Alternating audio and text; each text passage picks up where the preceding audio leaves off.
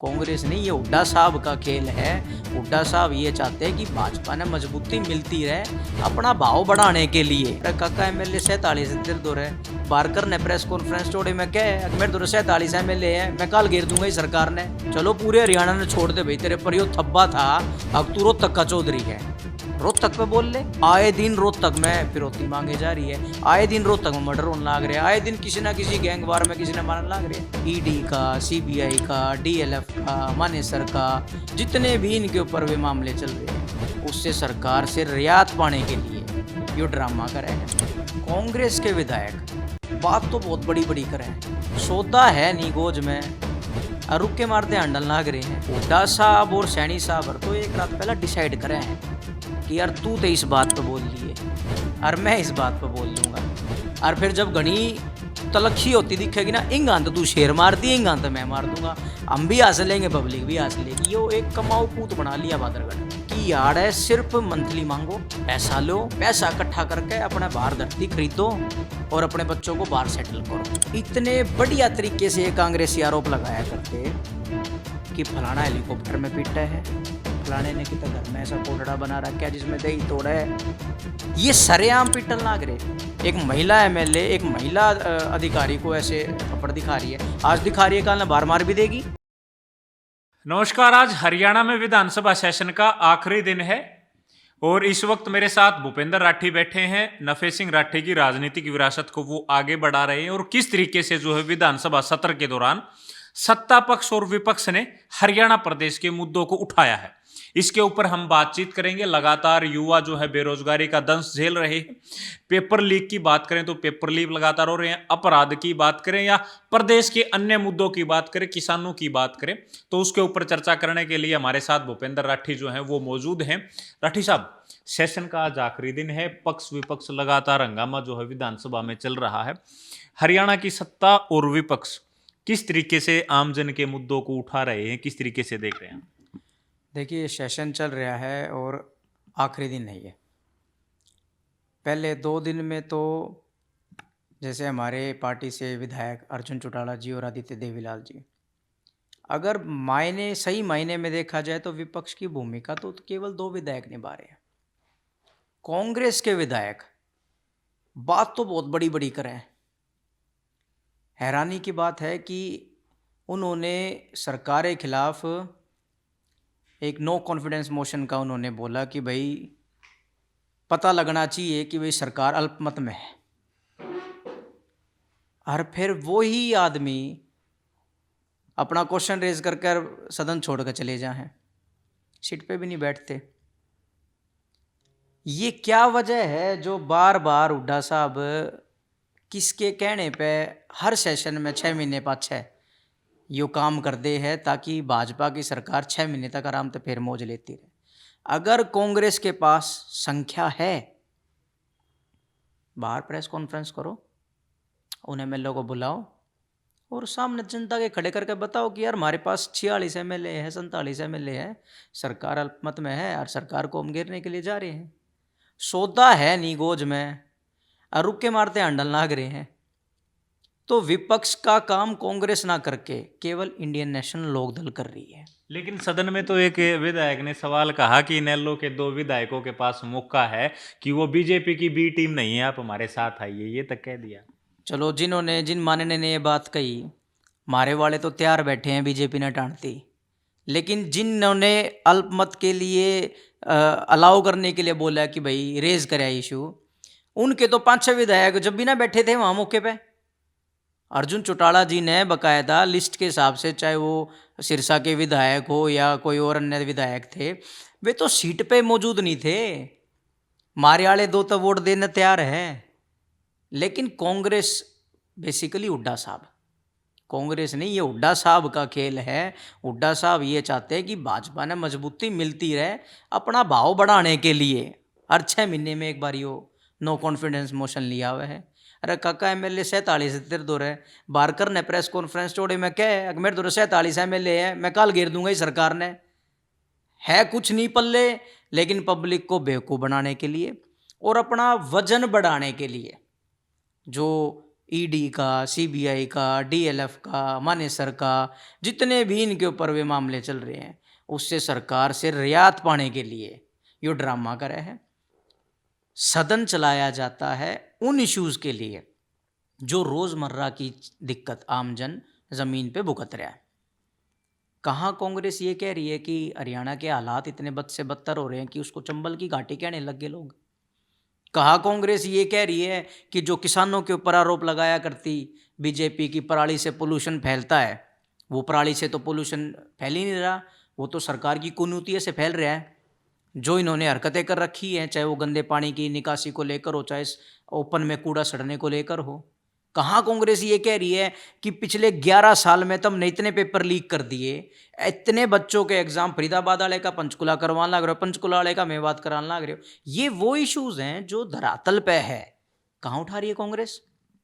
Issue तो केवल इनेलो party के 2 विधायक उठाने लग रहे हैं, चाहे वो नशे के ऊपर हो, चाहे वो बदमाशी के ऊपर हो, चाहे वो महिलाओं की सुरक्षा के ऊपर हो, चाहे वो हमारा युवा जो बेरोजगार भटक रहा है, जिसके पास कोई राह नहीं बच रही कि वो जीवे या मरे, उसके बारे में कोई बात कर राजी है कौन? या केवल 2 विधायक है, अर्जुन चौटाला और आदित्य देवीलाल जी, जो इस बारे में बात कर रहे हैं।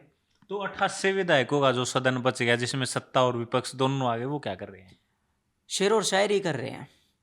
कभी कभी हम अपने पिताजी के साथ सेशन देखने जाया करते थे। एक माहौल था, विधानसभा की एक गरिमा थी। एमएलए अपने हलके की आवाज़ उठाता था, विपक्ष का भी एमएलए अपने हलके की आवाज़ उठाता था, सरकार का भी एमएलए उसको जवाब देता था, मंत्री जवाब देता था। आज पहले तो हुड्डा साहब शायरी सुनाओगे, फिर उसके बाद सैनी साहब उस शायरी का जवाब शायरी में देंगे। मुजाहरा चल रहे उड़े, लाखों करोड़ों रुपए खर्चों हैं एक सेशन पे, इनकी गोश्त ना जाते, आम जनता टैक्स के रूप में दे रुपया। सिर्फ 3 दिन का एक शो चलाने के लिए सेशन बुलाया जाता है क्या?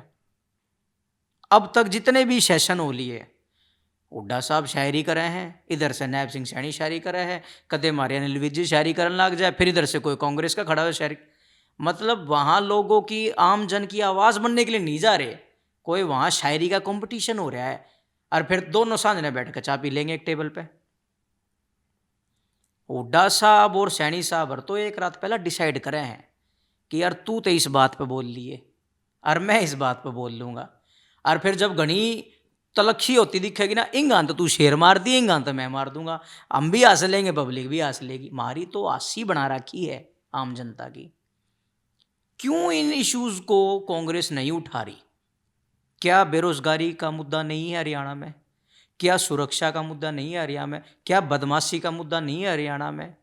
और चलो हुड्डा साहब ने नुकया करते ना, रोहतक का है, रोहतक का तो नाश हो रहा है। आए दिन रोहतक में फिरौती मांगे जा रही है, आए दिन रोहतक में मर्डर होने लग रहे हैं, आए दिन किसी ना किसी गैंगवार में किसी ने मारने लग रहे हैं। कितना तो बोल रहे, चलो पूरे हरियाणा ने छोड़ दे भाई, तेरे पर यो थब्बा था, अब तू रोहतक का चौधरी है, रोहतक पे बोल ले, रोहतक पे भी कोई जिक्र नहीं करना। हाँ, जहां पर्सनल काम निकलवाना हो वहां सैनी साहब ने डायरेक्टली फोन कर देंगे, सैनी साहब ये मेरा पर्सनल काम है, इसने निपटा लो, बाकी जहां अपने बाड़ में। तो मजाक चल रहा है सेशन में। 2 आदमी हैं जो बखूबी अपनी लड़ाई लड़ रहे हैं, धरातल पर भी लड़ रहे हैं और सदन में भी लड़ रहे हैं। एक आदित्य देवीलाल जी और एक अर्जुन चौटाला जी है। बहादुरगढ़ से निर्दलीय विधायक है, उन्होंने सदन में एक मुद्दा उठाया, बहादुरगढ़ को जिला बनाने की मांग करी, क्या कहोगे? बहादुरगढ़ को सन 1996 में चौधरी नफे सिंह राठी जी, चौधरी देवीलाल जी, ओम प्रकाश चौटाला जी के आशीर्वाद से विधायक बने बहादुरगढ़ के। 1997 में चौधरी नफे सिंह राठी जी ने बहादुरगढ़ बार काउंसिल के साथ मिलके कई महीने एजिटेशन किया। एजिटेशन था बहादुरगढ़ को जिला बनाने को लेकर। चूंकि हमारा फरीदाबाद गुड़गांव के बाद उससे बड़ा इंडस्ट्रियल एरिया है, आबादी भी सिनेरियो के हिसाब से बिल्कुल ठीक थी, लेकिन भाजपा और चौधरी बंसीलाल की सरकार ने, चौधरी बंसीलाल जी के रिश्तेदार जो कि झज्जर से एडवोकेट साहब थे, उनसे रिश्तेदारी का अपना नाता निभाते हुए झज्जर को जिला घोषित कर दिया। वो झज्जर जिसको जिला घोषित करे हुए 97 से आज 25 साल लिया, उतनी प्रोग्रेस नहीं कर पाया जितने उसके साथ लगते हल्के करके। भाजपा और बंसीलाल जी की सरकार, आज भाजपा की सरकार है, भाजपा का ही एमएलए है बहादुरगढ़ से, फिर वही डोंडरा कर रहे हैं। जिला बनाने के लिए जो क्राइटेरिया बहादुरगढ़ का होना चाहिए था, वो बहादुरगढ़ अपने ऊपर जा चुका उस क्राइटेरिया से, चाहे वो राजस्व रिकॉर्ड के ऊपर हो, चाहे वो आबादी को लेकर हो, चाहे वो आपके कितना क्षेत्रफल है आपका उसको लेकर हो। लेकिन फिर भी बहादुरगढ़ को जिला ना बनाना, तो इसका मतलब ये तो एक मैंने आपसे पहले भी जिक्र कराया था कि यो एक कमाऊ पूत बना लिया बहादुरगढ़ कि यार है, सिर्फ मंथली मांगो, पैसा लो, पैसा इकट्ठा करके अपने बाहर धरती खरीदो और अपने बच्चों को बाहर सेटल करो। ये प्रोसेस भाजपा ने बना रखा है, उसको कोई लेना देना नहीं है बहादुरगढ़ को जिला बनाने से।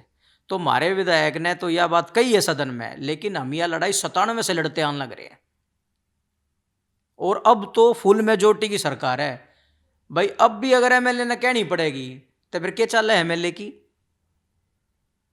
भाजपा के तो है, सीएम तो लिख के दे दे जी मेरे इसने जिला बना दो, सारा क्राइटेरिया पूरा हो रहा है, आप इसकी वेरिफिकेशन करा लो, कागजी वेरिफिकेशन हो जाएगी।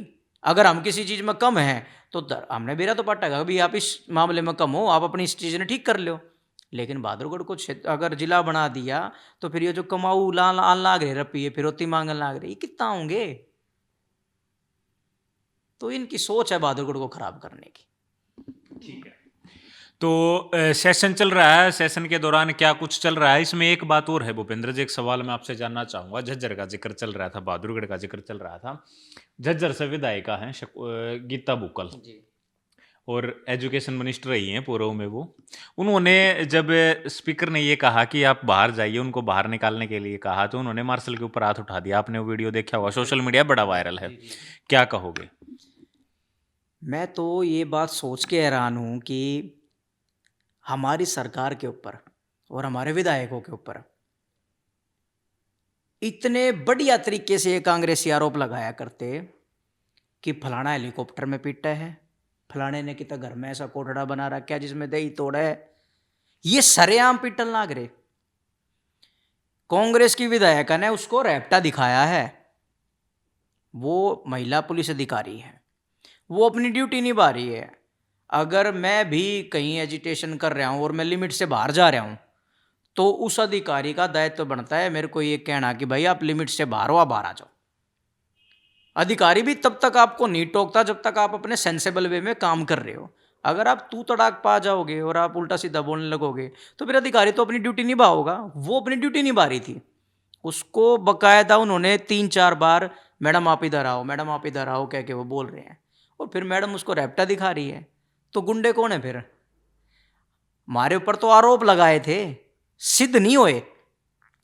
चौटाला साहब हर के नु क्या करते भाई नेल्लो के तो एमएलए है, फलानी जगह पीटा है, फलानी जगह नू करे। ये सरेआम कांग्रेस वाले पीटन लाग रहे।